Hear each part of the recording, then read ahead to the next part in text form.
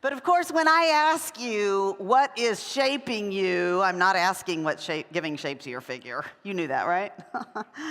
I'm asking what is shaping the essence of who you are? What is shaping your perspective, your priorities, your pursuits, your opinions? What external forces are shaping your internal dialogue about what really matters? What pressures you to make the choices you are making about how you will spend your money, your time, your energies? And really, am I self-aware enough to know what those pressures are that are shaping us? I mean, we're all shaped by many things. Certainly, we're shaped by the home we grew up in and what was deeply instilled in us in those years about what is really worthwhile. We're shaped by the cultural mantras and even the advertising taglines of our culture. You know, things like, you've got to be true to yourself, or follow your heart. Don't do that. Or because you're worth it. Right? We're shaped by what everyone laughs at or applauds when they watch late night television. We're shaped even by the questions, the line of questioning of TV anchors as they interview someone. We're shaped by what fashion and fitness magazines point to and put on their covers as beautiful. We're shaped by what social media tells us is trending. So back to my question, what is shaping you? What voices are shaping your thoughts? What images are shaping what you aspire to, what you agonize over?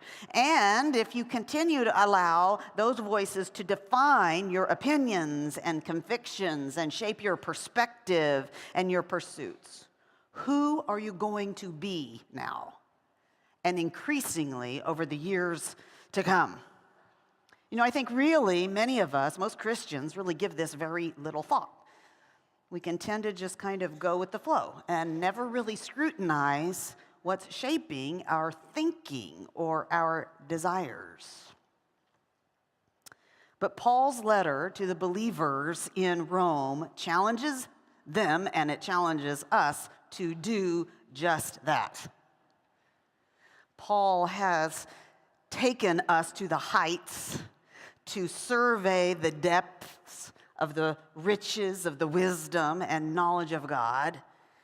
And as we moved our way into Romans chapter 12, verse 1, he told us that there is a particular way to worship God that makes sense in view of these compassions, in view of this incredible mercy, and that is to offer up our bodies as a living sacrifice.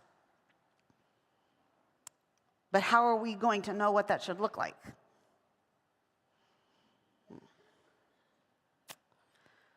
Can we just admit that offering a dead animal in the days of Old Testament sacrifice was a little more cut and dry, a little less nuanced? And so if we're going to offer our bodies as living sacrifices that are holy and acceptable, how are we going to be able to discern day by day what that should look like? How do we know what God wants and what's going to be acceptable to him? Well, that's the question Paul answers in the verse we're going to spend focused on in this session, Romans 12, verse 2, which says this: "Do not be conformed to this world, but be transformed by the renewal of your mind, that by testing you may discern what is the will of God, what is good and acceptable and perfect." In other words, you can be shaped by the world around you, or you can be shaped by the word within you. And when you're shaped by the word within you, you're going to know how to live in the world around you.